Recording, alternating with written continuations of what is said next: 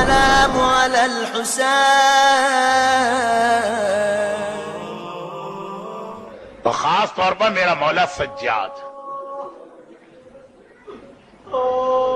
یعنی کربلا سے جب یہ قافلہ چلا ہے تو مسئلہ صرف یہ نہیں ہے کہ سجاد اپنی بہنوں اور پھوپھیوں کو ننگے سر قیدی بنا دیکھ رہا.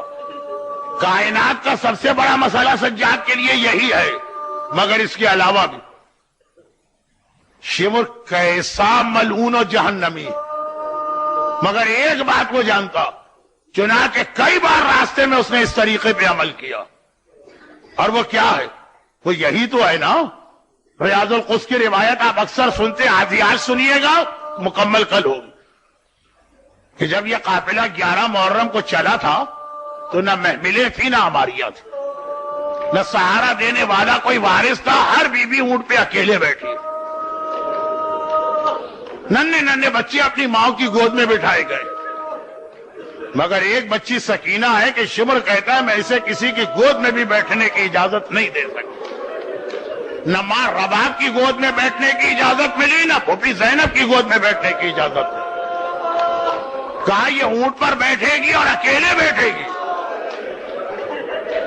زینب فرماتی رہی اے شمر یہ بچی کبھی بھی اکیلے نہیں بیٹھی ہے اور محمل میں نہیں بیٹھی، یہ تو بغیر محمل کی سواری، بچی کہیں گر جائے گی. ظالم کہاں سنتا ہے دوسرے کی بات، کہاں نہیں گرے گی بچی. اب یہ قافلہ چل رہا چلتے چلتے اچانک رک گیا. شمر ملعون اپنی سواری سے اترا، آگے بڑھا، سپاہیوں کے قریب آیا. بغیر اجازت کے قافلہ کیوں روکا؟ سپاہیوں نے کہا حاکم ہم کیا کریں، جس نیزے پہ حسین کا کٹا سر ہے وہ نیزہ زمین میں گڑ گیا، آگے نہیں بڑھتا، ہم نے ہر کوشش کر کے دیکھ لی. شمر نے کہا اچھا حسین کا سر آگے نہیں بڑھ رہا، میں اس سر کو آگے بڑھاتا ہوں.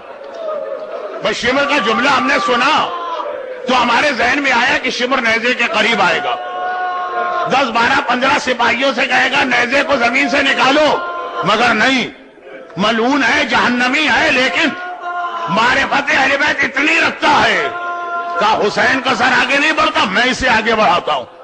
عجیب بات ہے، حسین کے سر کو بڑھانا ہے، ادھر نہیں گیا، سیدھا میرے مظلوم آقا سجاد کے پاس آیا، ہاتھ میں کوڑا ہے. ایک بار کوڑا اٹھا کے میرے بیمار امام کی کمر پہ مارا. سجاد جب تک تیرا بابا آگے نہیں بڑھے گا اس وقت تک مسلسل تیری کمر پہ کوڑے مارے جائیں گے. سمر جانتا ہے، دیکھیں یہ بھی سجاد کا ایک امتحان. سجاد نے صرف ایک جملہ کا بابا رک کیوں گئے ہیں؟ کٹے سر سے آواز آئی سجاد میں تیری مظلومیت کو دیکھ رہا ہوں لیکن آگے کیسے بڑھوں؟ میری سکینہ اونٹ سے جنگل میں گر گئی ہے، جب تک کہ سکینہ نہیں آئے گی حسین آگے نہیں بڑھے گا. شمر و سجاد ادھر تو چھوڑیے بات، زینب کے کان میں بھائی کا جملہ آ گیا، ارے میری سکینہ گر گئی ہے. شہزادی گھبرا کے اونٹ سے اتری، جنگل میں داخل ہوئی. اینا سکینہ، اینا سکینہ، ارے سکینہ بیٹی کہاں ہو، بوبی کو جواب دو. سکینہ کا جواب تو نہ آیا. ایک جگہ جھاڑیوں کے درمیان ایک نقاب پوش اور سیاہ پوش بی بی زمین پر بیٹھے نظر آ گئے اور ننھی سکینہ ان کی گود میں سر رکھے سو رہی ہے. زینب نے یہ منظر دیکھا، شہزادی گھبرا گئی. دیکھیں فطرت کیا کہتی ہے، ماں کا بیٹا کھو گیا، جیسے ہی ملے گا وہ تڑپ کے آگے بڑھے گی، اپنے بیٹے کو اٹھا کے گلے سے لگائے گی. مگر زینب نے یہاں دو اتنی عجیب باتیں دیکھی کہ سکینہ مل گئی مگر زینب نے سکینہ کو نہیں اٹھایا. حیرت کے ساتھ نقابپوش بی بی کو دیکھا اور کہا کہ دو باتیں مجھے بڑی عجیب لگی.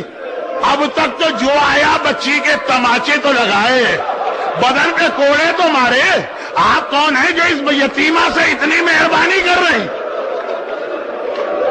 اور اس سے زیادہ عجیب بات، یہ بچی تو وہ ہے جب سے اس کا بابا مارا گیا، اسے کبھی نیند ہی نہیں آتی ہے، کسی کے پاس اسے آرام ہی نہیں ملتا ہے. ارے ماں کی گود میں سونے کو تیار نہیں ہے، آپ کون ہیں کہ میری بچی اتنے آرام سے آپ کی گود میں سو گئی؟ نقاب کے پیچھے سے آواز آئی، ارے اگر میں اس بچی پہ مہربانی نہ کروں تو کون کرے گا؟ اور اگر میری گود میں یہ نہ سوئے تو کس کی گود میں سوئے گی؟ ارے جس کی گود میں حسین سوتا تھا، اگر حسین کی بیٹی سو گئی، زینب نے آواز سنی، حیرت بڑھ گئی، پریشانی بڑھ گئی، بی بی آپ کی آواز میں نے سنی ہے، یہ جانی پہچانی آواز ہے، للہ اپنا تعارف کرائیے آپ کون ہیں؟ کوئی نامحرم نہ تھا، بی بی نے چہرے سے نقاب کو ہٹایا، زینب بیٹی، ارے مجھے دیکھ کے پہچان، میں تیری ماں فاطمہ زہرا، جنت البقیع سے یہاں تک تیرے ساتھ ہوں، اور ہر مصیبت میں کوئی تیرا ساتھ دے کہ نہ دے، تیری ماں فاطمہ ہر جگہ تیرے ساتھ۔ السلام على الحسين